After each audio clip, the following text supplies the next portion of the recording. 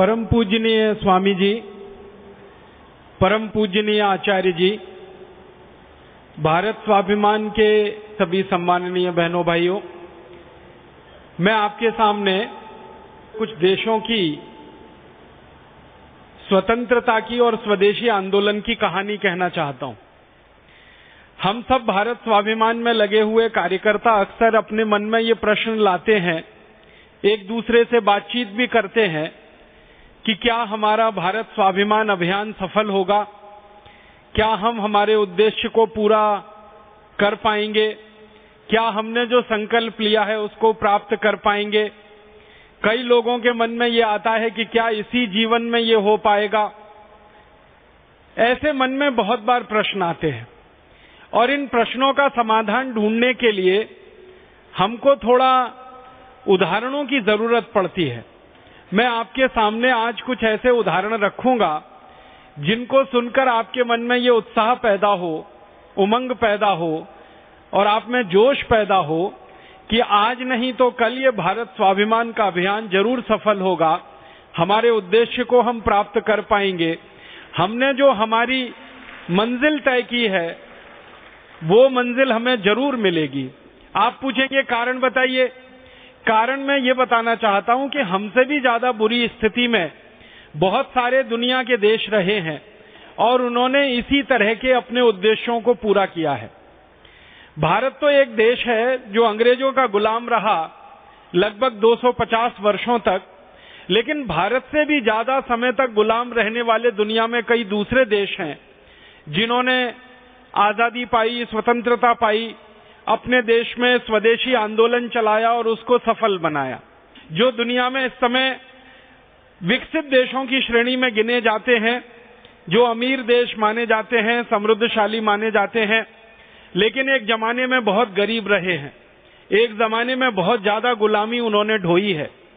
जैसे अमेरिका है, बहुत लंबे समय तक गुलाम रहा है अंग्रेजों का, बहुत गरीबी अमेरिका ने देखी है, बहुत बेरोजगारी अमेरिका ने देखी है, बहुत महंगाई की मार अमेरिका ने झेली है। उस गरीबी, बेरोजगारी, महंगाई, भुखमरी की मार में से अमेरिका निकला और अंग्रेजों का 1-2 साल का नहीं, सैकड़ों साल का शासन अमेरिका ने खत्म कर दिया। अमेरिका अंग्रेजों से पहले स्पेन का गुलाम रहा और स्पेन के लोगों ने 200-250 साल अमेरिका को खूब चूसा, खूब लूटा। स्पेनिश लोगों ने जब अमेरिका को छोड़ दिया तो अंग्रेजों ने अमेरिका को गुलाम बना लिया और उन्होंने भी करीब 200-250 साल तक अमेरिका को खूब लूटा, खूब चूसा। अब आप सोचिए, एक नहीं 2-2 देशों का गुलाम होकर अगर अमेरिका आजाद हो सकता है, समृद्धि के रास्ते पर आगे बढ़ सकता है, दुनिया में सारी अर्थव्यवस्था की ऊंचाइयां छू सकता है और सारी दुनिया के लिए इस समय एक आदर्श देश बनकर प्रस्तुत हो सकता है, तो भारत क्यों नहीं हो सकता। जब अमेरिका 2 देशों की गुलामी से आजाद होकर इतनी ऊंचाई पर पहुंच सकता है, तो भारत भी अपनी इन गुलामी की स्थितियों को बदलकर, व्यवस्था को बदलकर, नीतियों को बदलकर बहुत ऊंचाई तक पहुंच सकता है। ऐसे ही फ्रांस, वो भी बहुत लंबे समय तक बदहाली का शिकार रहा, गुलामी का शिकार रहा, वो भी आजाद हुआ, उसने भी सारी दुनिया को दिखा दिया। एक जापान नाम का देश, वो तो 3-3 देशों का गुलाम हुआ। थोड़े समय तक जापान स्पेनिश लोगों का, फिर डच लोगों का, पुर्तगाली लोगों का और अंत में चौथी बार गुलाम बना तो अंग्रेजों का। इन 4-4 गुलामियों से जापान आजाद होकर निकला और सारी दुनिया के सामने उसने ये स्थापित किया कि संकल्प शक्ति से कोई भी मंजिल जो है छोटी नहीं रहती, हर मंजिल को पाया जा सकता है। तो ऐसे दुनिया में एक तरफ ये अमीर देश है, अमेरिका है, फ्रांस है, जापान है, चीन जैसे देश हैं जिन्होंने अपनी गुलामी को समाप्त किया, स्वदेशी आंदोलन की ताकत से स्वतंत्रता को हासिल किया और आर्थिक ऊंचाइयों को सारी दुनिया में उन्होंने छुआ। आज मैं कुछ ऐसे देशों की कहानी आपके सामने रखना चाहता हूं जो बहुत गरीब देश माने जाते हैं दुनिया में और बहुत ज्यादा साधन विहीन देश माने जाते हैं, भुखमरी के शिकार हैं। ऐसे देशों ने भी अपने देश में स्वतंत्रता हासिल की है और गुलामी के बड़े बड़े पहाड़ों को उन्होंने तोड़ दिया है। ऐसे एक देश की कहानी मैं शुरू करता हूं। छोटा सा एक देश है, अमेरिका के बिल्कुल नजदीक में है, उसका नाम है क्यूबा।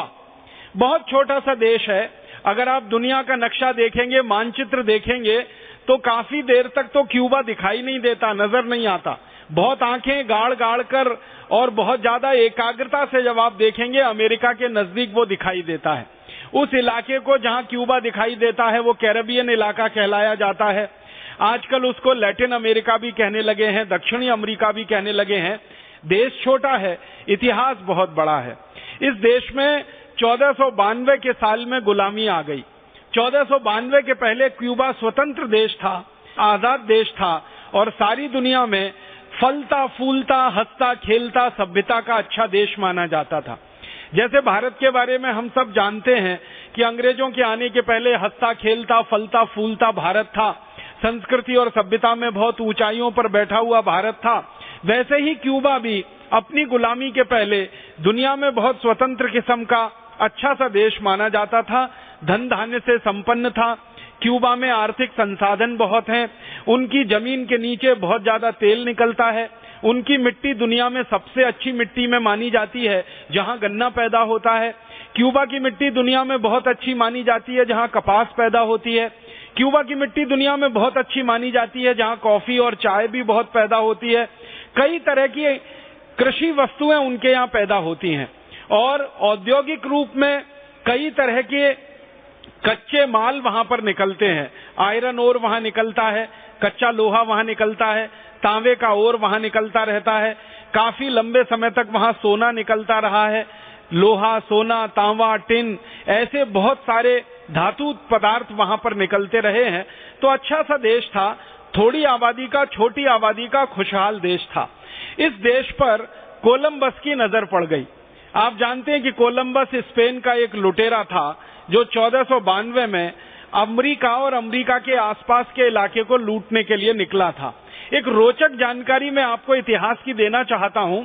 1492 के आसपास की जो दुनिया थी, उस दुनिया में दो देश बहुत ताकतवर हुआ करते थे।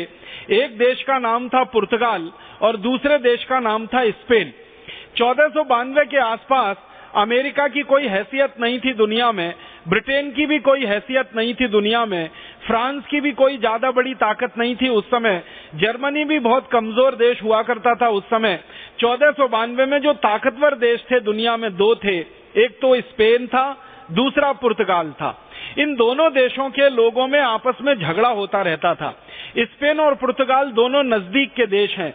अगर आप यूरोप का नक्शा देखेंगे तो यूरोप के नक्शे में दोनों देश नजदीक नजदीक के हैं। इन देशों के लोग आपस में लड़ा करते थे। लड़ाई किस बात की होती थी? दुनिया में लूटमार करने के लिए कौन कहां जाए, पुर्तगाली कहां लूटें जाकर और स्पेनिश लोग किसको लूटें जाकर। तो लूटने के माल का बंटवारा जब होता था तो बहुत लड़ाइयां होती थी। स्पेनिश लोग पुर्तगालियों को मार डालते थे, पुर्तगाली स्पेनिश लोगों को मार डालते थे। समुद्र के रास्ते उस समय जो पानी के जहाज जाया करते थे, उन पानी के जहाजों को लूट मार करने का काम स्पेनिश और पुर्तगाली लोग किया करते थे। स्पेन और पुर्तगाल की अर्थव्यवस्था उस समय जो चलती थी वो लूट के पैसे से चलती थी। स्पेन और पुर्तगाल में उस समय खेती होती नहीं थी, उद्योग कोई ज्यादा था नहीं, व्यापार के लिए उनके पास कुछ था नहीं। तो पूरे देश की अर्थव्यवस्था को चलाने के लिए एक ही रास्ता उनके पास था कि दुनिया में जहां भी संभव हो लूटमार की जाए और उस लूटमार के पैसे से अपने देश को चलाया जाए। तो लूटमार करने के लिए छोटे छोटे समूह बने हुए थे, उनको कंपनी कहा जाता था। जैसे आज जमाने में लूटमार करने वाली कई कंपनियां बनी हुई है ना, कोई ए कंपनी, कोई बी कंपनी, कोई सी कंपनी, कोई डी कंपनी, कोई ई कंपनी। ऐसे ही स्पेन और पुर्तगाल में कुछ कंपनियां बनी हुई थी लूटमार करने वाली। वो एक्सटॉर्शन किया करते थे, माने धमकी देकर लोगों से पैसा वसूला करते थे। जैसे समुद्र के रास्ते कोई पानी का जहाज जा रहा है और उस पर कोई व्यापारिक सामान लदा हुआ है, तो पुर्तगाली लुटेरे वहां पहुंच गए, जहाज के कप्तान को डराया धमकाया, उससे पैसे छीन लिए, मुद्राएं छीन ली। उस जमाने में पैसे का मतलब होता था स्वर्ण मुद्राएं, तो उनसे स्वर्ण मुद्राएं छीन लेते थे या तो उनका सामान लूट लिया करते थे। ऐसे ही थोड़ी देर में स्पेनिश लोग पहुंच जाते थे, वो भी इसी तरह से लूटमार किया करते थे। अब आप जरा कल्पना करिए कि शिकार तो एक है और शिकारी दो हैं, तो हमेशा दो शिकारियों में झगड़ा होगा। स्पेनिश लुटेरे भी हैं, पुर्तगाली लुटेरे भी हैं, लूटने के लिए जहाज तो एक ही है, जो व्यापार के लिए जा रहा है। तो अब स्पेनिश लोग लूटें या पुर्तगाली लूटें, दोनों में झगड़ा होगा।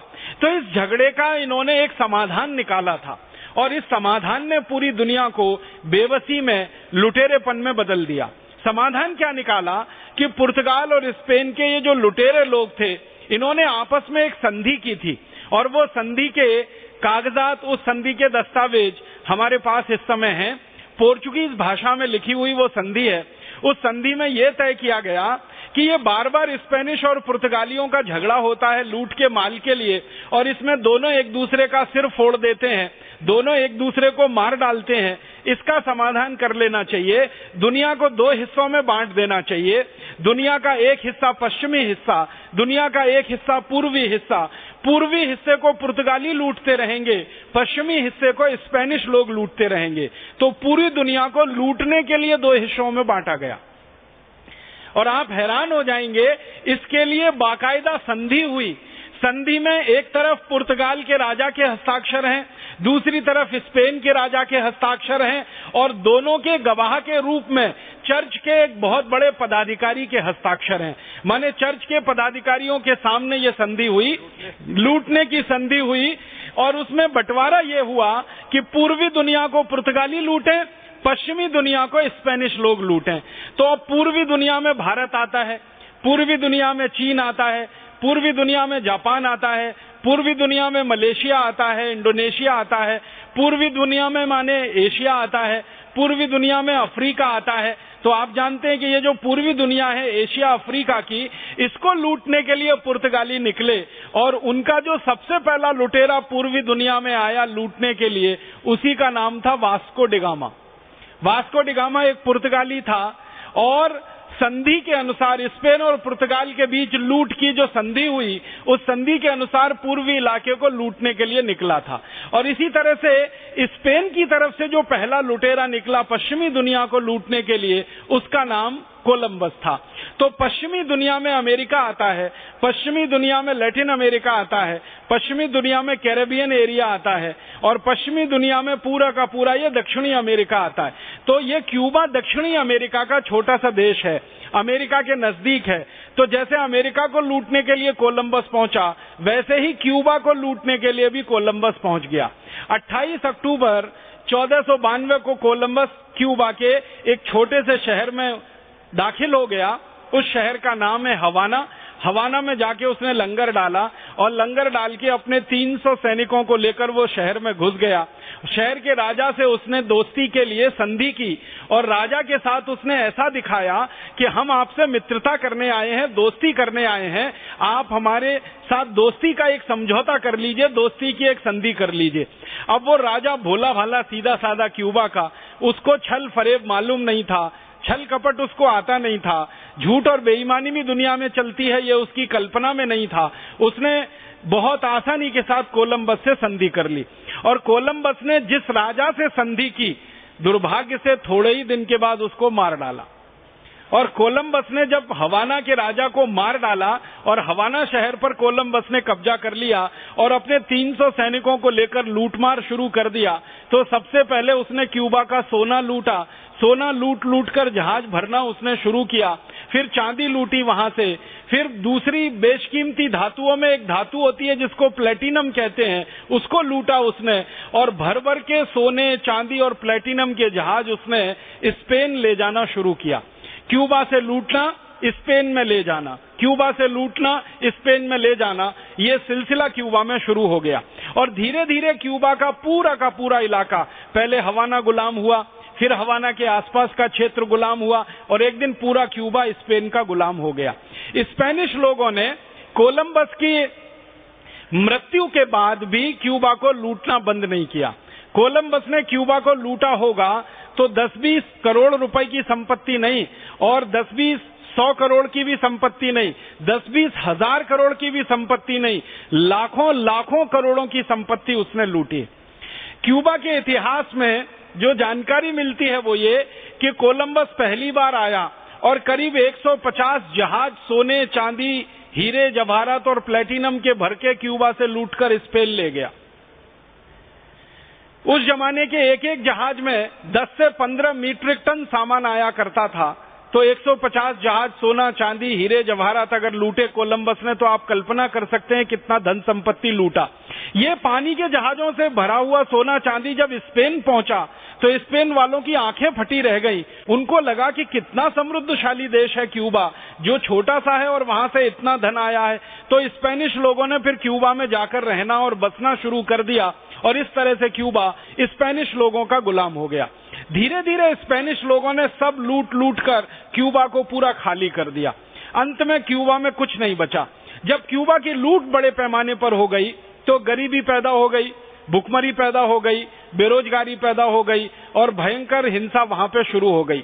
आप जानते हैं, जिस देश को भी लूटा जाता है उस देश में सबसे पहले गरीबी आती है। जो देश लूट जाता है वहां सबसे पहले भुखमरी आती है। जिस देश में बहुत ज्यादा लूटमार हो जाती है वहां के उद्योग धंधे, व्यापार और कारीगरी सब चौपट हो जाता है। और जिस देश में लूटमार हो जाती है वहां फिर कुछ शुभ नहीं रह पाता, कुछ भी अच्छा नहीं रह पाता, सब कुछ खराब खराबी हो जाता है। सारी दुनिया के अर्थशास्त्री एक बात पर सहमत हैं और सारी दुनिया के ये जो इतिहासकार हैं वो भी एक बात पर सहमत हैं। इतिहासकार और अर्थशास्त्री ये मानते हैं कि जिस देश की स्वतंत्रता चली जाती है, जिस देश की आजादी चली जाती है, उस देश का सब कुछ चला जाता है।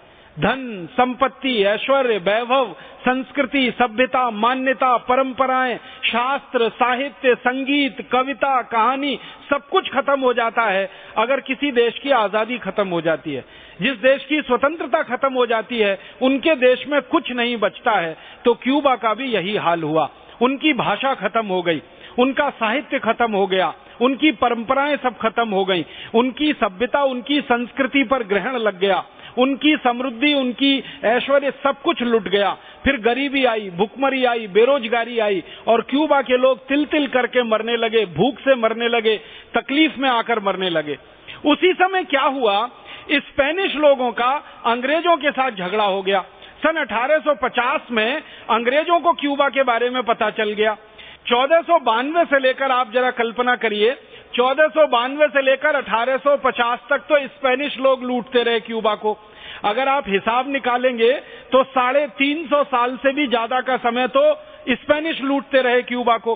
फिर अंग्रेजों को पता चल गया कि क्यूबा नाम का कोई देश है और वहां पर इतना धन संपत्ति है, तो अंग्रेज पहुंच गए क्यूबा में और स्पेनिश लोगों का कब्जा था उस समय क्यूबा पर। तो अंग्रेजों ने स्पेनिश लोगों से युद्ध किया, लड़ाई लड़ी और उसमें स्पेनिश लोग हार गए और अंत में स्पेनिश लोग वहां से छोड़कर भाग गए। फिर अंग्रेजों ने लूटना शुरू किया क्यूबा को और अंग्रेजों ने लूटने के लिए वही तरीका अपनाया जो उन्होंने भारत में अपनाया था।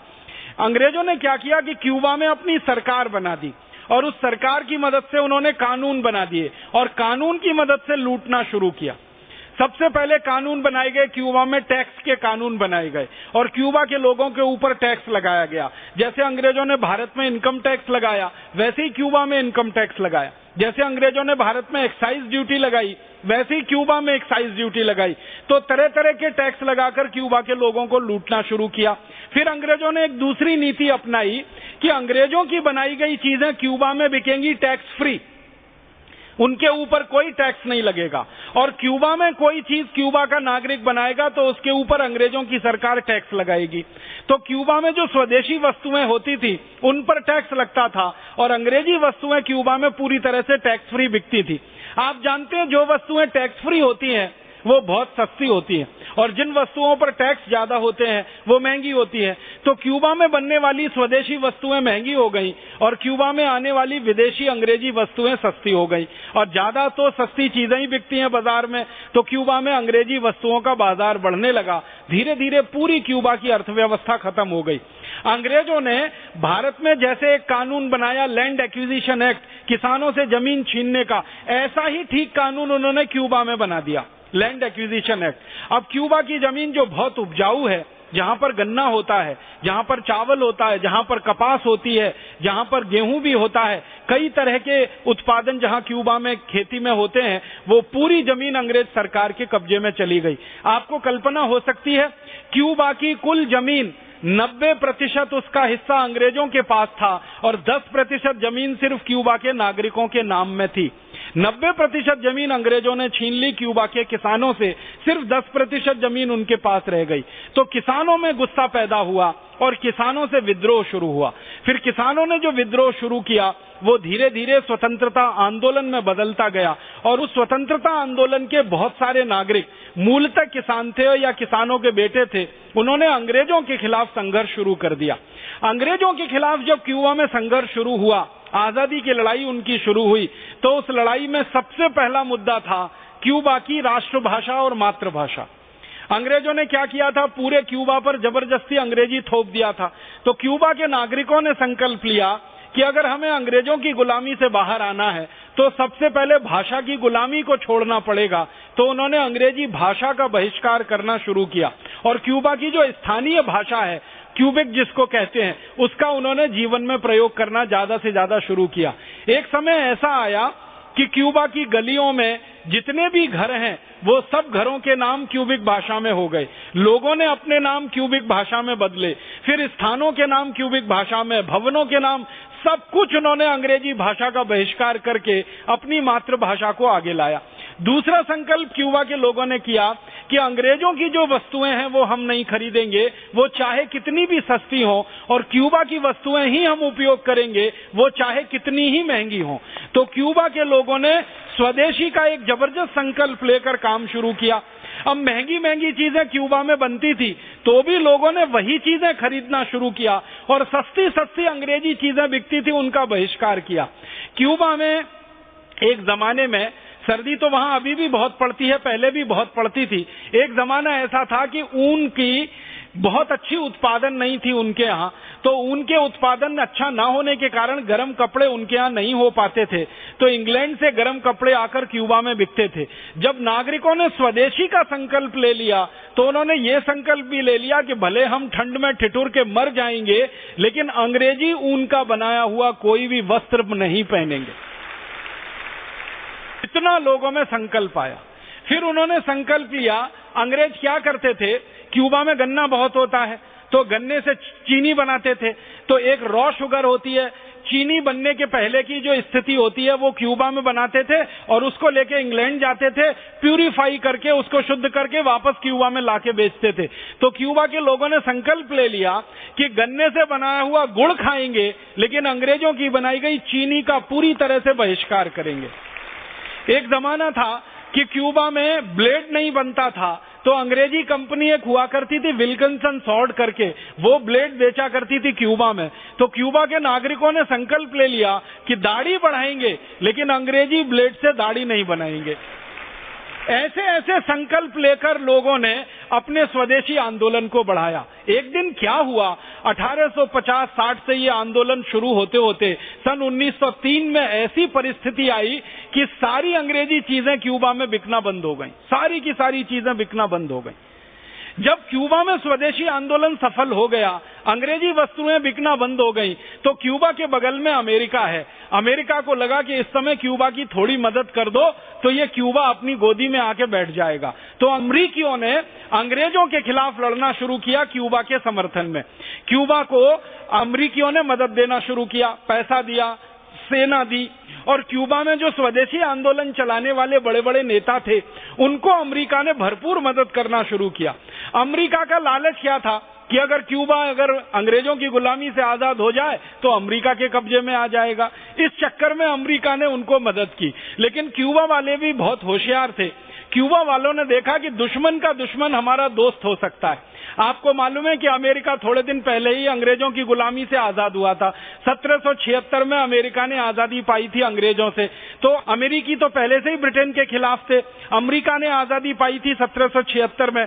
तो अमेरिका की सहायता लेकर क्यूबा के लोगों ने अंग्रेजों के खिलाफ और एक बड़ा मोर्चा खोल दिया। उस मोर्चे में अंग्रेज हार गए क्योंकि अमेरिका की सेना जब आ गई क्यूबा की तरफ से लड़ने के लिए और अमेरिका के सैनिक आ गए क्यूबा की तरफ से लड़ने के लिए, तो अंग्रेजों की पराजय हो गई और अंग्रेजों ने क्यूबा को छोड़ दिया और क्यूबा को राम राम करके वो वहां से विदा हो गए और क्यूबा दूसरी बार आजाद हुआ अंग्रेजों की गुलामी से। लेकिन फिर क्यूबा का दुर्भाग्य ये हुआ कि जैसे ही क्यूबा अंग्रेजों की गुलामी से आजाद हुआ, अमेरिका ने उसको गुलाम बना लिया और अमेरिका का तब चेहरा लोगों को समझ में आया कि इसने मदद क्यों की थी क्यूबा की, और अमेरिका ने क्यूबा को गुलाम बना लिया और क्यूबा को जबरदस्ती कर्ज देकर अमेरिकी कर्जे में फंसा लिया और क्यूबा के पूरे बाजार में अमेरिकी सामान भर गया। क्यूबा की सारी जमीन पर अमेरिका का कब्जा हो गया, क्यूबा के बाजार में सारी अमेरिकी कंपनियां घुस गईं। तो क्यूबा के नागरिकों ने सोचा कि ये तो हम कहां फंस गए आकर। अंग्रेजों की गुलामी से आजाद होने के बाद अमरीकियों की गुलामी में फंस गए और अंग्रेजों की गुलामी से पहले स्पेनिश लोगों की गुलामी में फंस गए। फिर क्यूबा के नागरिकों ने कमर कसी और फिर उन्होंने संकल्प लिया कि इस गुलामी को भी हम हटा देंगे। उनके मन में प्रबल विश्वास था कि अगर हम अंग्रेजों की गुलामी को हटा सकते हैं, स्पेनिश लोगों की गुलामी को हटा सकते हैं, तो अमरीकियों की गुलामी को भी हटा देंगे। तो अमेरिका के खिलाफ फिर क्यूबा के लोगों ने संघर्ष करना शुरू किया और जबरदस्त मोर्चा उन्होंने खोला। संघर्ष का आधार वही था कि अमरीकी वस्तुओं का पूरा बहिष्कार करेंगे, अमरीकी कंपनियों का पूरा बहिष्कार करेंगे। अमेरिका की जिन कंपनियों ने क्यूबा की जमीनें छीन ली हैं या जमीनों पे कब्जा कर लिया है, उन जमीनों को वापस क्यूबा की जमीन बनाएंगे या वापस उसको अपने देश की राष्ट्रीय संपत्ति घोषित कराएंगे। ऐसा करके फिर आंदोलन चला और ये आंदोलन जाकर लगभग 1959 में पूरा हुआ और 1959 में क्यूबा हर तरह की गुलामी से, हर तरह की पराधीनता से आजाद हो गया, पूरी तरह से स्वतंत्र हो गया। तब से क्यूबा में एक राज चल रहा है, एक व्यक्ति शासन कर रहा है। आप कल्पना कर सकते हैं वो दुनिया का सबसे ज्यादा दिन तक शासन करने वाला व्यक्ति है, उसका नाम है फिडेल कास्ट्रो। वो इस समय क्यूबा का राष्ट्रपति है। ये वही आदमी है जिसने क्यूबा को संगठित किया अमेरिका की गुलामी के खिलाफ। ये वही व्यक्ति है जिसने क्यूबा के नागरिकों को प्रेरित किया अमेरिकी वस्तुओं के बहिष्कार के लिए। ये वही व्यक्ति है जिसने क्यूबा के लोगों को प्रेरित किया अंग्रेजी भाषा के बहिष्कार के लिए। ये वही व्यक्ति है जिसने क्यूबा के लोगों को प्रेरित किया अमेरिकी कानूनों का बहिष्कार करने के लिए, अमेरिकी संविधान का बहिष्कार करने के लिए। वो लोगों के दिल में ऐसे बैठ गया, इतना उनका प्रेरणा पुरुष बन गया कि 1959 में जब क्यूबा तीसरी बार आजाद हुआ विदेशी गुलामी से, तो लोगों ने जबरदस्ती उसको राष्ट्रपति बना दिया। फिडेल कास्ट्रो ने घोषणा की थी कि मैं मेरे जीवन में कभी पद नहीं लूंगा, कभी सत्ता नहीं लूंगा, कभी संपत्ति नहीं बनाऊंगा, लेकिन लोगों ने आजादी मिलते ही उसको राष्ट्रपति बना दिया। और 1959 से, आप सोचिए, 1959 से वो आदमी राष्ट्रपति है और अभी 2009 आ गया है। क्यूबा की जनता ये कभी सपने में भी सोचना पसंद नहीं करती कि फिडेल कास्ट्रो को राष्ट्रपति पद से हटा दिया जाए।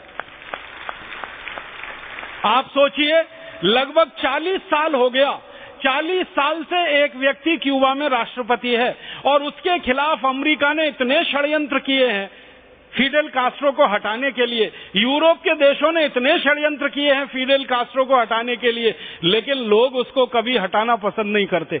अभी तो 6 महीने पहले ऐसी हालत हो गई कि फिडेल कास्ट्रो के मरने की स्थिति आ गई। उसकी किडनी खराब हो गई और अभी भी खराब है। एक किडनी तो पूरी तरह से डैमेज है, दूसरी किडनी थोड़ा सा काम कर रही है, लीवर भी बहुत ज्यादा खराब हो गया है, बहुत बुजुर्ग हो चुका है वो व्यक्ति, लगभग 84 साल की उसकी उम्र हो गई है। वो हाथ जोड़ जोड़ के कहता है कि अब मैं राष्ट्रपति पद संभालने लायक नहीं हूं, लेकिन लोग कहते हैं कि जब तक जिंदा रहोगे हम इस पद पर किसी दूसरे को नहीं देखना चाहते, हम तो आपको ही रखेंगे।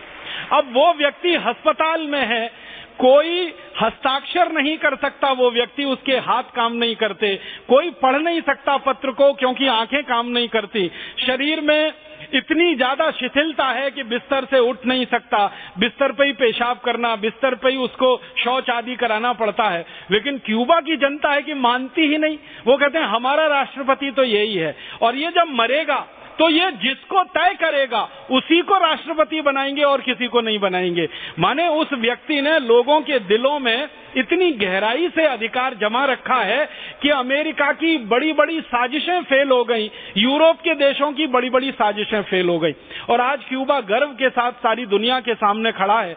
क्यूबा कहता है कि हमारी अर्थव्यवस्था स्वदेशी है, उनकी भाषा स्वदेशी है, उनकी भूषा काफी कुछ हद तक स्वदेशी है, उनके देश का पूरा तंत्र स्वदेशी है। उन्होंने अपने यहाँ जो कुछ भी तंत्र बनाया है, शिक्षा का तंत्र है, स्वास्थ्य का तंत्र है, उनके यहाँ प्रशासन का तंत्र है, पुलिस का तंत्र है, मिलिट्री का तंत्र है, उनकी पार्लियामेंट है, सब कुछ उन्होंने स्वदेशी कर दिया है, जो उनकी मान्यता, परंपरा और उनकी सभ्यता के अनुसार से है। छोटा सा देश है जिसकी आबादी उत्तराखंड के बराबर है, उत्तराखंड की आबादी के बराबर का क्यूबा है, और क्षेत्रफल में शायद उत्तराखंड से भी छोटा। इतना छोटा सा देश दुनिया में 200 देशों के सामने गर्व से खड़ा है, स्वदेशीपन का एहसास लिए हुए, स्वतंत्रता का एहसास लिए हुए। तो मेरा यह मानना है और आपसे यही कहना है कि छोटा सा देश जिसकी आबादी मुश्किल से 2-2.5 करोड़ की है, वो देश अगर इतने बड़े कारनामे कर सकता है, ऐसी कीर्ति पताका पूरी दुनिया में फैला सकता है, इतना जबरदस्त स्वदेशी आंदोलन चला सकता है, स्पेन के खिलाफ आंदोलन किया, फिर अंग्रेजों के खिलाफ किया, फिर अमेरिका के खिलाफ किया, लगभग उनकी जिंदगी का 300 साल क्यूबा के लोगों का आंदोलन में बीत गया। आप जरा कल्पना कर सकते हैं, 300 साल तक कोई देश अपनी आजादी की लड़ाई लड़ रहा हो तो घर परिवार कैसे रहे होंगे, लोगों का जीना मरना कैसा रहा होगा, बच्चों का बड़ा होना कैसा रहा होगा, क्योंकि 300 साल में तो 20 से ज्यादा पीढ़ियां जवान होकर गुजर जाती, 20 पीढ़ियां उनकी जवान होकर गुजर गई होंगी, और हर समय विदेशियों से संघर्ष करना पड़े, ऐसी मन स्थिति में किसी को रहना पड़े 300 साल, तो ये तो कोई साधारण बात नहीं है। मैं क्यूबा के लोगों की हिम्मत की प्रशंसा करता हूं, उसकी दाद देता हूं, और सारे देश की तरफ से शुभकामनाएं देता हूं उनको कि उनकी आजादी अमर रहे, उनकी स्वतंत्रता अमर रहे, और उनके देश में उन्होंने जो स्वभाषा का, स्वदेशी का एक नया अपने देश में पूरा तंत्र बना लिया है, वो तंत्र उनका बरकरार रहे, और भगवान न करे कि दोबारा या तिबारा या चौबारा कभी क्यूबा को गुलामी का दिन देखना पड़े। एक छोटी सी कहानी और सुनाता हूं आपको। एक और देश है, हमारा पड़ोसी देश है, ज्यादा दूर का नहीं है, मलेशिया। क्यूबा मैंने लिया लैटिन अमेरिका में से, मलेशिया एशिया का देश है, बहुत छोटा सा देश है। मलेशिया की आबादी भी उत्तर प्रदेश से कम है, और क्षेत्रफल में भी मलेशिया उत्तर प्रदेश से छोटा ही है। इस मलेशिया में भी बड़े भयंकर गुलामी के दिन देखे हैं मलेशिया। इस मलेशिया पर 1511 में पुर्तगालियों ने कब्जा कर लिया था।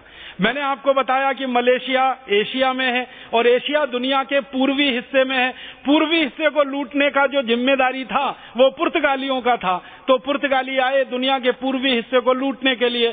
तो जो पुर्तगाली सबसे पहले आया उसका नाम था वास्को डिगामा, जिसको हम इतिहास में पढ़ते हैं, बड़ा बहादुर था, बड़ा भारी सैनिक था, बहुत बड़ा नाविक था। वास्को डिगामा ने जिंदगी में कभी नाव नहीं चलाई, नाविक कहां से हो गया?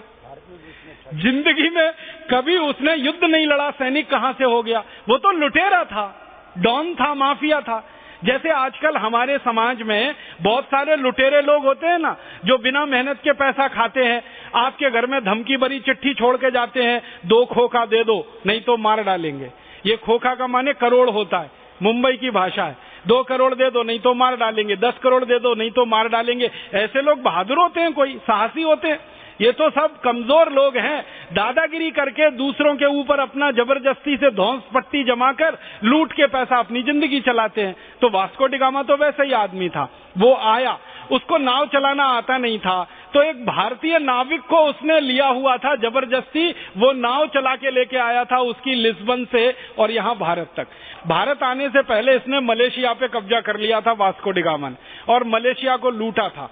मलेशिया भी बहुत अच्छा सुंदर सा देश है, और मलेशिया की सबसे बड़ी विशेषता यह है कि वहां दुनिया में सबसे अच्छी धातुओं में से एक धातु है, वो बहुत होती है, जिसका नाम है टिन। और दूसरी एक चीज मलेशिया में सबसे ज्यादा होती है, वो है रबर। रबर के जंगल मलेशिया में सबसे ज्यादा हैं पूरी दुनिया में। जैसे हमारे यहाँ काजू के जंगल हैं या काजू के बागान है, जैसे हमारे यहाँ और बहुत सारी जंगलों से मिलने वाली वस्तुओं के बागान है, ऐसे मलेशिया में रबर के बागान। तो मलेशिया की रबर और उनका टिन सारी दुनिया में मशहूर है। सबसे अच्छी क्वालिटी का टिन वहां मिलता है, सबसे अच्छी क्वालिटी की रबर उनके यहाँ मिलती है। और मलेशिया की एक बड़ी विशेषता है, सोना वहां भरपूर मात्रा में है। देश तो बहुत छोटा है लेकिन सोना बहुत है उनके यहाँ, और सोने की खदानें भी बहुत हैं। मलेशिया में चांदी की खदानें भी हैं, थोड़ा बहुत लोहे की खदानें हैं, थोड़ा बहुत तांबे की खदानें हैं। तो ये वास्को डिगामा जब पहुंचा तो इसकी नजर वहां के सोने पे ही पड़ी। मलेशिया के बारे में एक पुरानी जानकारी देना चाहता हूं। 10वीं शताब्दी तक मलेशिया भारत का सबसे अभिन्न मित्रों में से एक था। भारत देश में दक्षिण के इलाके में, ये जिसको हम तमिलनाडु कहते हैं, ये पहले तमिलनाडु जो था वो चोल वंश के राजाओं का सबसे बड़ा साम्राज्य था। राजेंद्र चोल नाम का एक बड़ा राजा हुआ करता था जिसने बड़ा साम्राज्य स्थापित किया था तमिलनाडु और आसपास के इलाके में। यही चोल वंश ने मलेशिया के साथ बड़ी दोस्ती बनाई हुई थी।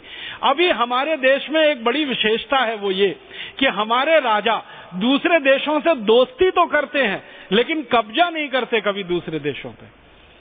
दूसरे देशों से दोस्ती तो करते हैं लेकिन लूटते नहीं है कभी उन देशों को। दूसरे देशों को दोस्ती करके अपना मित्र तो बनाते हैं लेकिन हमला करने कभी नहीं जाते उन देशों पर, क्योंकि हमारी परंपरा वैसी है।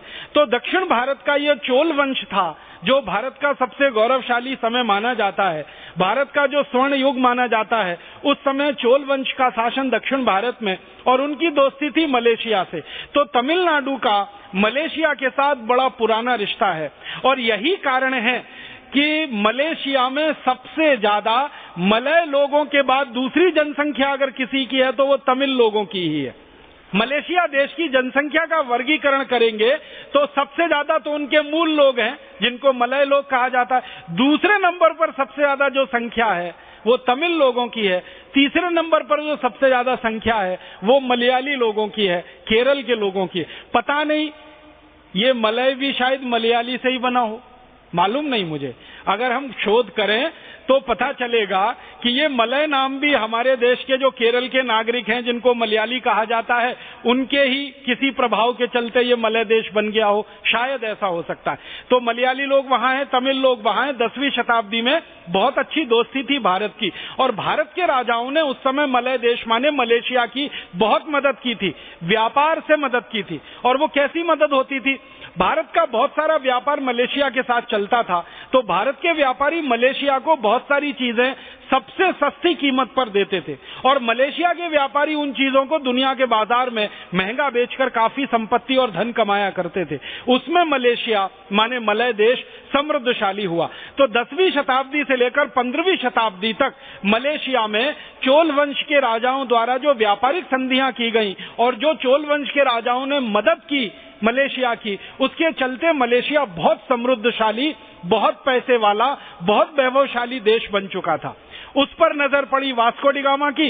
वास्को डी गामा पहुंच गया वहां लूटने के लिए, लूटपाट उसने मचाई, धन संपत्ति वहां से लेके उसने पुर्तगाल में जब भिजवाई तो पुर्तगालियों की आंखें फट गईं। उनको लगा कि ये देश पर तो कब्जा कर लेना चाहिए, तो वो कुछ सैनिक लेकर आए और उन्होंने मलेशिया पर कब्जा कर लिया। और वो कब्जा भी कुछ इस तरह से हुआ कि मुश्किल से 300 सवा 300 सैनिक थे वास्को डी गामा के, उन्होंने कब्जा कर लिया इतने बड़े मलेशिया पर। और वो कैसे हुआ? मलेशिया में उन्होंने ये देखा कि कौन कौन छोटे छोटे राजा हैं या जमींदार हैं जो मलेशिया के बड़े राजाओं से दुश्मनी भाव रखते हैं, उनको पहले उन्होंने साथ में लिया और उनकी सेनाओं की मदद से बड़े राजाओं से युद्ध करके कुछ इलाका जीता, फिर धीरे धीरे पूरा देश कब्जे में ले लिया। और इस तरह से 15वीं शताब्दी से लगातार ये मलेशिया गुलाम हो गया पुर्तगालियों का। फिर उन्होंने क्या किया? पुर्तगालियों की सरकार बना दी, कानून बना दिए, भाषा वहां की पोर्चुगीज हो गई, भूषा वहां की पोर्चुगीज हो गई, भोजन वहां का मलय लोगों का पोर्चुगीज हो गया। धीरे धीरे हर चीज उनकी खत्म होती गई और गुलामी उनके ऊपर मजबूती से लदती चली गई। फिर क्या हुआ कि पुर्तगालियों ने जब खूब लूट लिया मलेशिया को, तो डच लोग आ गए लूटने के लिए। डच माने हॉलैंड के लोग आ गए, और हॉलैंड वालों ने पहले पुर्तगालियों से लड़ाई की, झगड़ा किया, और पुर्तगालियों से लड़ाई झगड़े में इस मलेशिया को या मलाया को उन्होंने जीत लिया, और उसके बाद डच लोगों के कब्जे में चला गया ये मलेशिया। 17वीं शताब्दी से डच लोगों ने इसको लूटना शुरू किया। 18वीं शताब्दी के मध्य में फिर अंग्रेज घुस गए वहां लूटने के लिए। ये सारी यूरोप की जो कौमें हैं ना, ये ऐसी ही लूटखोरी की कौमें हैं। डच लोग लूटने पहुंच गए, पुर्तगाली लूटने पहुंच गए, फिर अंग्रेज लूटने पहुंच गए, कहीं स्पेनिश लोग लूटने पहुंच गए। ये एक घुस गया किसी देश में तो बाकी सब पीछे पीछे घुसेंगे ही, ये पक्का है। दुनिया के 71 देशों में इन्होंने यही खेल खेला। पहले डच घुस गए, फिर स्पेनिश घुस गए, फिर कोई और घुस गए, फिर अंग्रेज घुस गए, फिर तो ऐसे यहाँ पे हो गया, पुर्तगाली घुसे, फिर डच आए, फिर अंग्रेज घुस गए 1850 में, और अंग्रेजों ने लूटना शुरू किया। और अंग्रेजों का तरीका वही, लूटने का, कानून बनाओ और कानून बनाकर लूटो, ताकि दुनिया में कोई बदनामी अंग्रेजों की ना करे। अंग्रेजों को कोई लुटेरा कहे तो उनको सबसे ज्यादा चिढ़ होती है। वो ये कहते हैं कि हम लुटेरे थोड़ी हैं, हम तो कानून का पालन करने वाले लोग हैं। अब वो कानून लूटने वाले हैं तो हम क्या करें। ये कुछ ऐसा समझ लो जैसे आपकी कोई जेब काटे तो आप कहोगे मेरी जेब क्यों काट रहा है, लुटेरा है, वही डकैत है क्या। फिर वो आदमी जेब काटने का कानून बना दे और उस कानून से आपकी जेब कटने लगे तो आप उसको लुटेरा थोड़ी कहेंगे। फिर तो आप कहेंगे ये कानून का पालन करने वाला बहुत अच्छा शासक है, भले वो जेब काट रहा है लेकिन कानून से काट रहा है। वो हत्या और शराब पीना हमारे यहाँ पाप का कानून बना। तो अंग्रेजों का ये तरीका है। परम पूजनीय स्वामी जी मुझे याद दिला रहे हैं कि भारत में भी उन्होंने यही किया था। जैसे अंग्रेजों के आने के पहले भारत में गोहत्या कहीं नहीं होती थी और वो पाप माना जाता था। आपको एक हैरान करने वाली बात बताता हूं, भारत में इतने मुस्लिम राजाओं का शासन रहा 350 साल। अकबर जैसा मुस्लिम राजा, शाहजहां जैसा मुस्लिम राजा, औरंगजेब जैसा मुस्लिम राजा, बहुत तरह के अत्याचार उन्होंने किए होंगे लेकिन गाय को नहीं काटा और कटने नहीं दिया। हमारे देश में मुस्लिम राजाओं के समय में तो कानून था कि कोई अगर गाय काट देगा तो उसके दोनों हाथ काट दिए जाएंगे। तो भारत में मुस्लिम राजाओं के शासन में भी गाय नहीं कटी, लेकिन जब अंग्रेज आए तो अंग्रेजों ने गाय काटना शुरू किया। गाय काटना शुरू किया अपने मांस खाने के लिए, क्योंकि अंग्रेज कौम गाय का मांस खाने वाली कौम है। तो हल्ला मचना शुरू हुआ सारी देश में कि क्यों अंग्रेज गाय काट रहे हैं। तो अंग्रेजों ने गाय काटने का कानून बना दिया और फिर उन्होंने कहना शुरू किया कि हम गाय थोड़ी काट रहे हैं, हमने तो कानून बनाया है, उसका पालन कर रहे हैं। अब वो कानून है कि गाय कटे। ऐसे ही अंग्रेजों ने शराब पीने का कानून बनाया इस देश में। 1760 के पहले इस देश के सारे दस्तावेज मैंने छान मारे, 1760 के पहले का एक भी प्रमाण ऐसा नहीं मिला मुझे कि भारत में कहीं शराब बिकती थी। और 1760 के पहले का एक भी प्रमाण नहीं मिला इस देश में कि लोग सामूहिक रूप से शराब पीते थे। ना तो लोग शराब पीते थे, ना यहाँ शराब बिकती थी, क्योंकि शराब बनती नहीं थी। सोमरस बनता था, वो दूसरी चीज है, शराब बिल्कुल दूसरी चीज है। और लोग भी जो पीते थे ना, चोरी चोरी छुपके, कोई देख लेगा तो पता नहीं क्या हो जाएगा।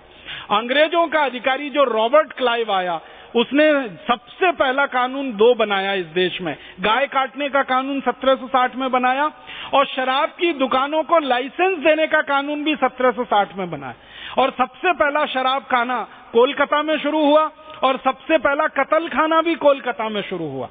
और जो कत्ल खाना रॉबर्ट क्लाइव ने 1760 में खोला था, वो कत्ल खाना अभी 2009 में भी शुरू है।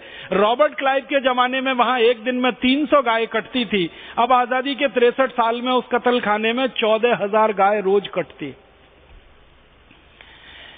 और जो एक शराब की दुकान खोली थी लाइसेंस देकर रॉबर्ट क्लाइव ने 1760 में कोलकाता में, वो एक शराब की दुकान अब भारत में लाइसेंसधारी 32,000 शराब की दुकानों में बदल चुकी है। माने 1760 में एक शराब की दुकान थी, अब भारत में लाइसेंसधारी 32,000 शराब की दुकानें हैं। और बिना लाइसेंसधारी कितनी है उसकी गिनती सरकार के पास नहीं है, वो शायद लाखों में निकल सकती है। तो अंग्रेजों का तरीका था लूटना है, बर्बाद करना है, खत्म करना है किसी कौम को, किसी समाज को, किसी देश को, तो कानून बना दो और कानून बना के वो सब करो ताकि दुनिया में कोई बदनामी ना करे। तो मलेशिया में उन्होंने कानून बना दिया। कानून क्या बना दिया कि मलेशिया में जितने भी रबर के पेड़ हैं वो सब अंग्रेज सरकार की संपत्ति है, उनसे निकला गया रबर सारा अंग्रेज सरकार का होगा, ये कानून बन गया। माने मलेशिया का आदमी अपने ही पेड़ से रबर नहीं ले सकता। आप जानते हैं रबर कैसे आती है? दूध निकलता है।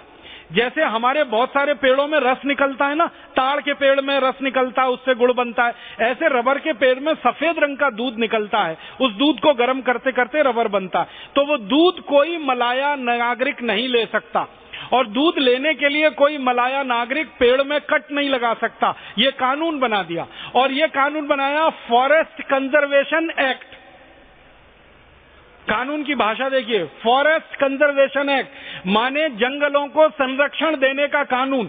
तो संरक्षण कैसे दिया जा रहा है? जो मूल नागरिक हैं वो पेड़ को कट नहीं लगा सकते, दूध नहीं ले सकते। अंग्रेज सरकार सभी पेड़ों का दूध निकालेगी, वो दूध इंग्लैंड भेजा जाएगा, वहां उससे रबर बनाया जाएगा, वो रबर लाकर मलेशिया में बेचा जाएगा। इसी तरह अंग्रेजों ने एक कानून बना दिया कि टिन जो है ना, टिन जमीन में से निकलता है पत्थर के रूप में, तो सारा टिन का पत्थर अंग्रेज सरकार की संपत्ति है, वो इंग्लैंड जाएगा, टिन बनकर वापस मलेशिया में आएगा। सोना जितना निकलता है, सोने की खदानें अंग्रेज सरकार की हैं, चांदी की खदानें अंग्रेज सरकार की हैं, तांबे की खदानें अंग्रेज सरकार की हैं। इस तरह के कानून बनाकर पूरी मलेशिया की संपत्ति पर अंग्रेजों का कब्जा हो गया।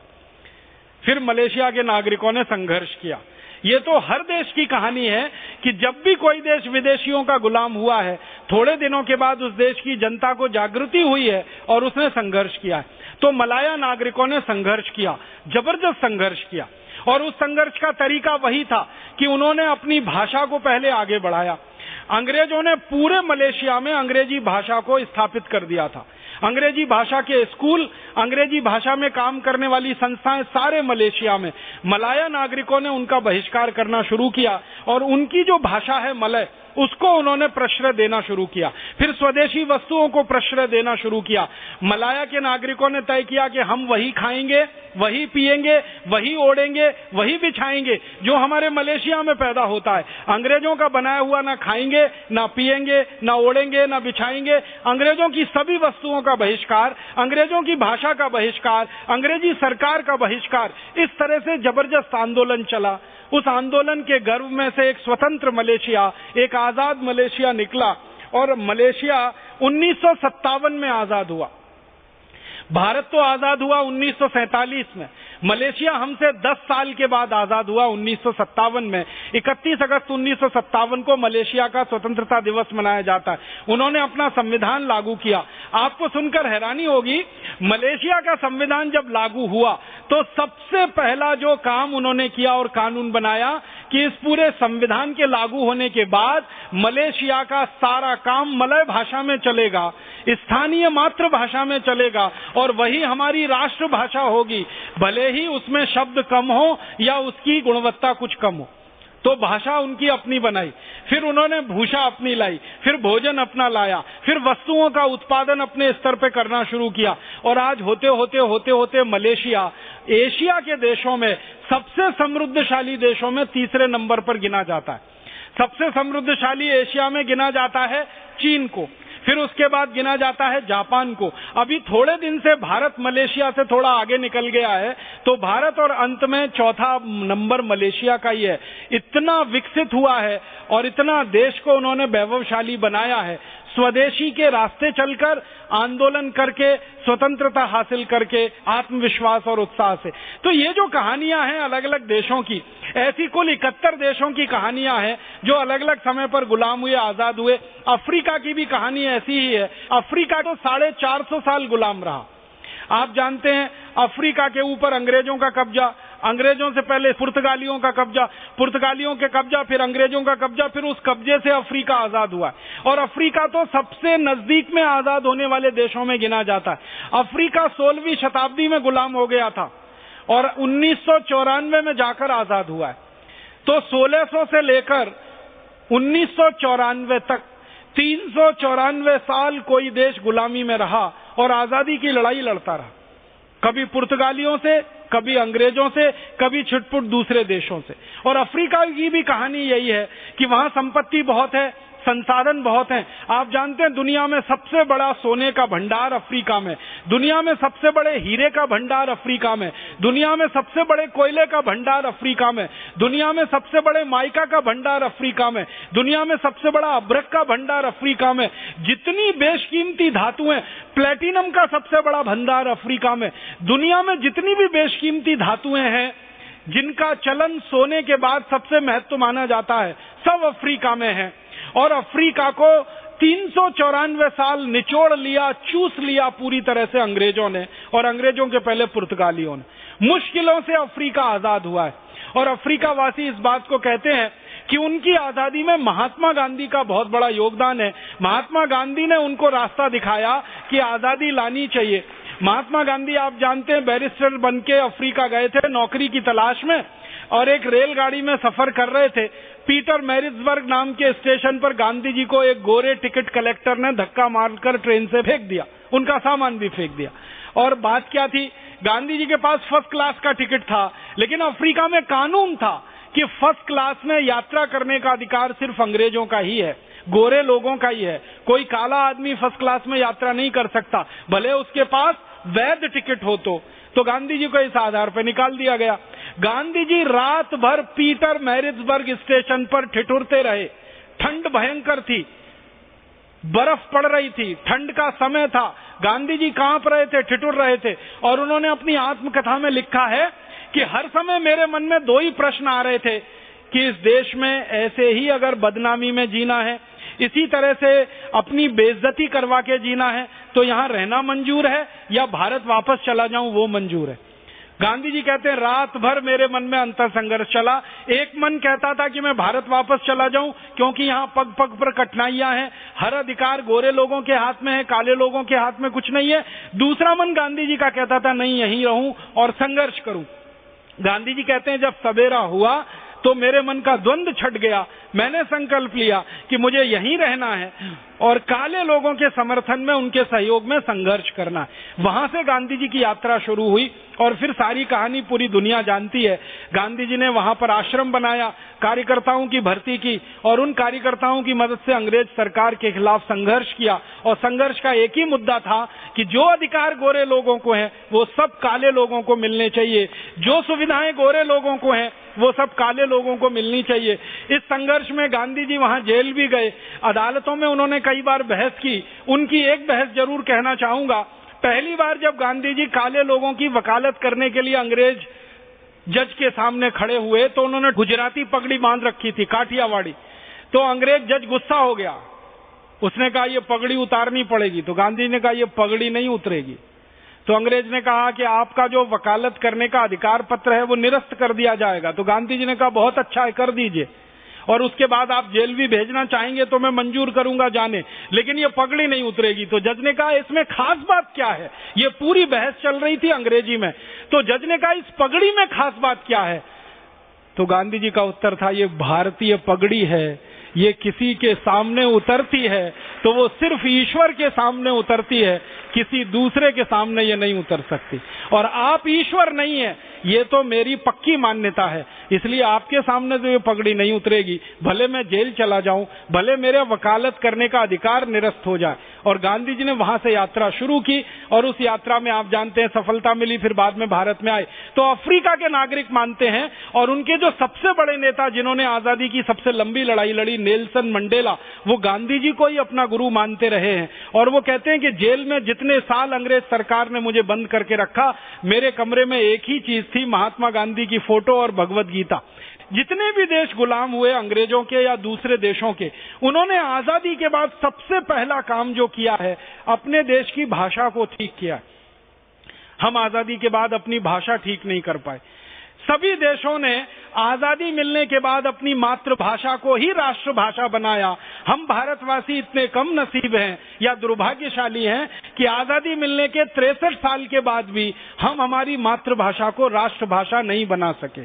दूसरी बात जो दूसरे देशों से समझ में आती है वो ये कि जो भी देश गुलाम हुआ और आजादी आई तो उन्होंने गुलामी के दिनों के सारे कानून बदल दिए और संविधान उन्होंने पूरी तरह से बदल दिया। लेकिन भारत की आजादी के 63 साल के बाद इस देश का बदनसीबी है कि हमने अंग्रेजों के बनाए हुए 34,735 कानून जस के तस इस देश में अपना लिए, हमने उन कानूनों को नहीं बदला। और इससे भी बड़ा दुर्भाग्य है कि अंग्रेजों ने जो गवर्नमेंट ऑफ इंडिया एक्ट बनाया था हमारे ऊपर 1000 साल गुलामी लाने के लिए, उस गवर्नमेंट ऑफ इंडिया एक्ट के बहुत सारे प्रावधानों को हमने भारत के संविधान में शामिल कर लिया। और भी देशों से जो देखने को सीखने को मिलता है वो ये कि गुलामी के बाद किसी भी देश ने अपनी मूल संपत्ति को विदेशियों के हाथ में नहीं दिया। मलेशिया ने या जापान ने या तो क्यूबा ने या तो अमेरिका ने, इन सब देशों का उदाहरण देखने से पता चलता है कि उनकी सारी जमीनें उन्होंने अपने हाथ में रखी, खदानें उन्होंने अपने हाथ में रखी, जिसको कोर सेक्टर कहते हैं अर्थव्यवस्था में, वो सब उन्होंने स्वदेशी हाथों में रखा है। लेकिन भारत की बदनसीबी है कि आजादी के 63 साल के बाद इस देश का पूरा कोर सेक्टर विदेशियों के हाथ में है। आप जानते हैं कि हमारे देश की सरकार ने लाखों एकड़ जमीन इस देश की विदेशी कंपनियों को दे रखी है।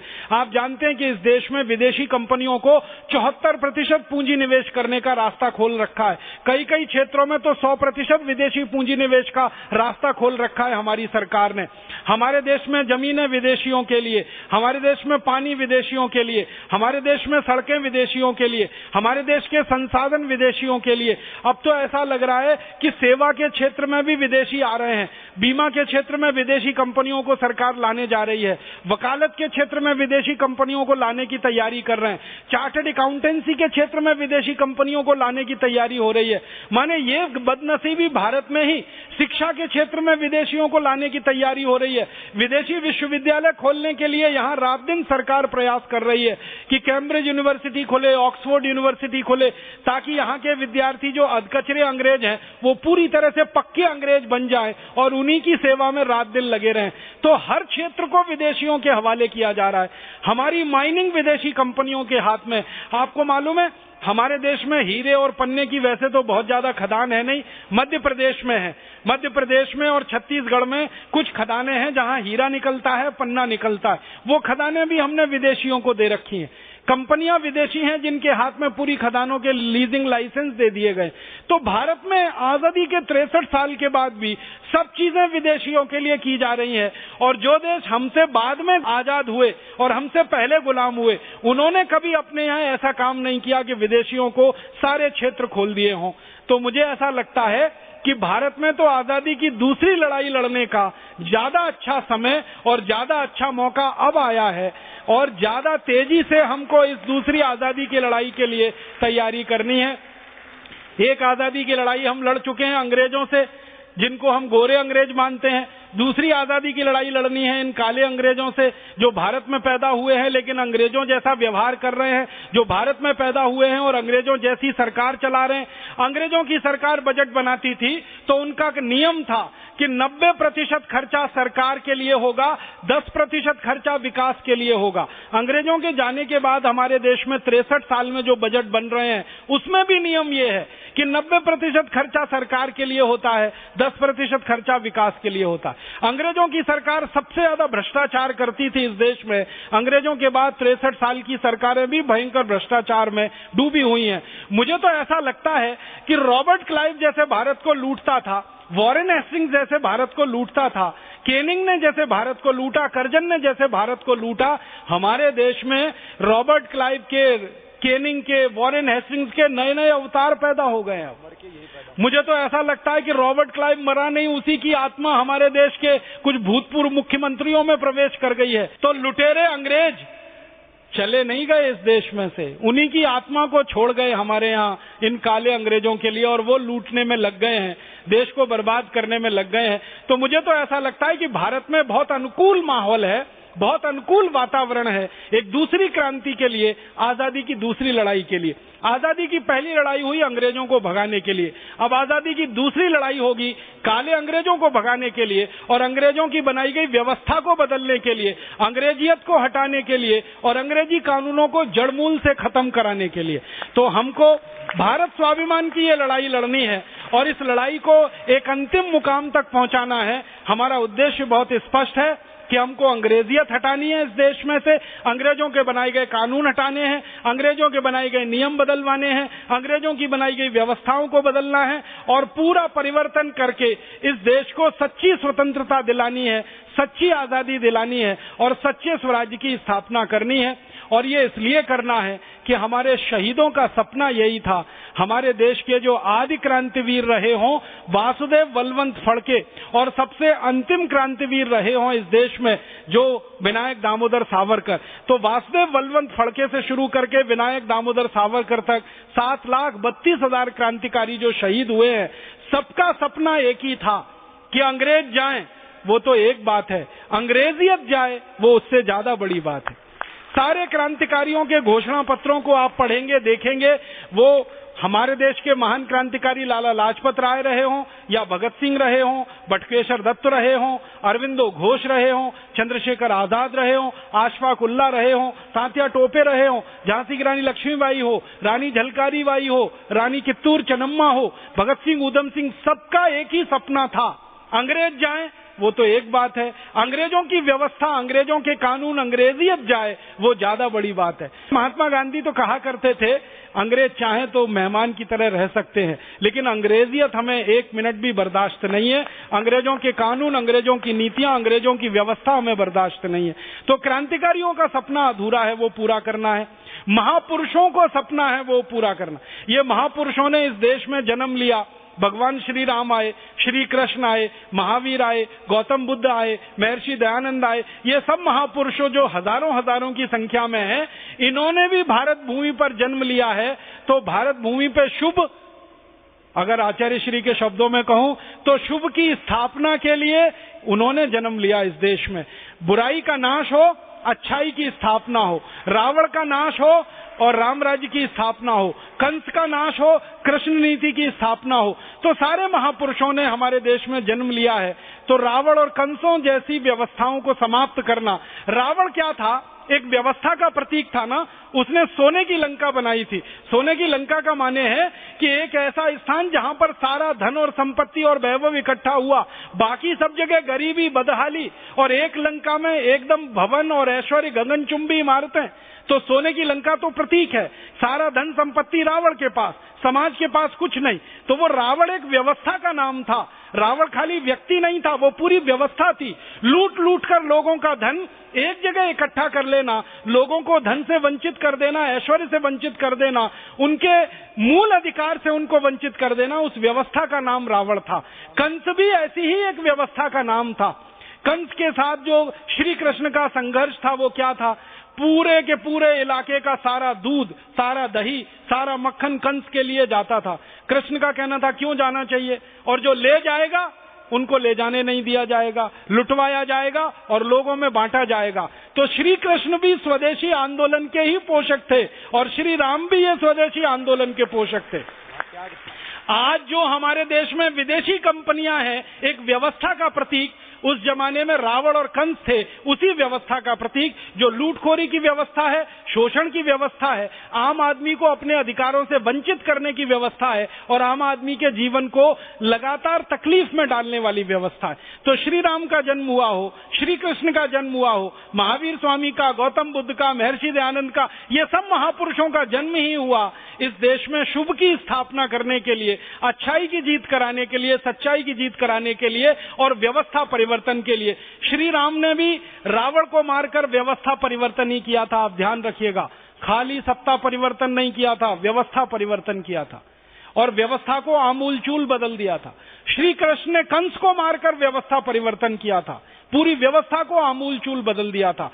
तो सारे महापुरुष इस देश में जो आते रहे हैं, व्यवस्था परिवर्तन के काम के लिए आए हैं। सत्ता परिवर्तन किसी का लक्ष्य नहीं था, लेकिन व्यवस्था परिवर्तन होने के लिए सत्ता परिवर्तन पहला चरण होता है, इसलिए उन्होंने सत्ता का भी परिवर्तन किया था और अंत में व्यवस्था का भी परिवर्तन किया था। भारत स्वाभिमान अभियान का भी उद्देश्य बिल्कुल स्पष्ट है कि हमें व्यवस्था परिवर्तन ही करना है। इसमें से सत्ता परिवर्तन हो जाए तो वो हमारे लिए पहले चरण की बात है, हमारा अंतिम चरण तो व्यवस्था परिवर्तन का काम है। तो हमारे सेनापति परम पूजनीय स्वामी रामदेव जी, हमारे शुभेच्छक, हमको आशीर्वाद देने वाले परम पूजनीय आचार्य श्री, ये सब हमारे साथ में हैं, आशीर्वाद दे रहे हैं, शुभकामनाएं दे रहे हैं, हमारे साथ हमको उत्साह दे रहे हैं, हमको दिशा दिखा रहे हैं, रास्ता बता रहे हैं, क्योंकि दिशा और रास्ते का बड़ा महत्व होता है व्यवस्था परिवर्तन के काम में। थोड़ी सी दिशा भटक जाए तो पूरा आंदोलन खत्म हो जाता है, थोड़े से भी आंदोलन में कहीं कमी आ जाए तो पूरा आंदोलन खत्म हो जाता है। तो ऐसी स्थिति में परम पूजनीय स्वामी जी, आचार्य श्री और उनके सब सहयोगी साधु संत वृंद हमें दिशा दिखा रहे हैं। हम सब उनके सेनानी बनकर इस भारत स्वाभिमान के अभियान को सफल बनाएंगे ही, क्योंकि हमारा लक्ष्य वही है जो श्री राम, श्री कृष्ण या आचार्य चाणक्य का रहा है। हमें सत्ता नहीं चाहिए, सिंहासन नहीं चाहिए, पद नहीं चाहिए, प्रतिष्ठाएं नहीं चाहिए, लेकिन व्यवस्था बदलनी है। उस व्यवस्था बदलने के काम में सत्ता बदलती है, ये हमारे लिए गौड़ है। व्यवस्था बदले वो हमारे लिए सबसे महत्व का है। भगवान और ईश्वर हमको इसमें जरूर कामयाब बनाएंगे, जरूर हमें सफलता देंगे, क्योंकि हम ईमानदारी से अपने काम में लगे हैं। हम सब ईमानदारी से, कर्तव्य निष्ठा से, अपने जोश और उत्साह से, अपने पूरी ऊर्जा को बनाए रखकर इस काम में लगे हुए हैं। तो जरूर ईश्वर हमारी मदद करेंगे, जरूर ईश्वर का आशीर्वाद हमें मिलेगा। सदगुरु का आशीर्वाद, ईश्वर का आशीर्वाद दोनों मिल जाए तो बड़े से बड़े काम हो जाते हैं। और मैं अंत में एक ही वाक्य कहना चाहता हूं कि गुलामी का पहाड़ कितना भी मजबूत हो, बहिष्कार के एक अमोघ शस्त्र से पूरी तरह टूट जाता है, चकनाचूर हो जाता है। तो बहिष्कार का आंदोलन हम फिर चलाएंगे, अंग्रेजियत के खिलाफ, विदेशियत के खिलाफ, और हर गुलामी के पहाड़ को हम तोड़ देंगे। ऐसी भावना के साथ आपका आभार, बहुत बहुत धन्यवाद।